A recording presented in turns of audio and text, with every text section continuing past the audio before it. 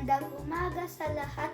Samahan magluto ako ng Pinoy spaghetti. Ito ang mga sangkap: hotdog, ground beef, pasta, onion, garlic, mushroom, cheese, sauce, mantika, asin, paminta. Para sa sauce, maglagay ng mantika sa kawali. Igisa ng sibuyas at bawang.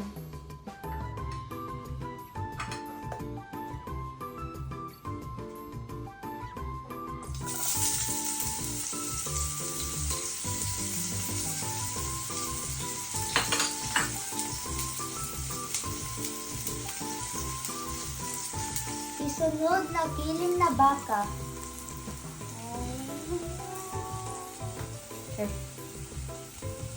Igisa hanggang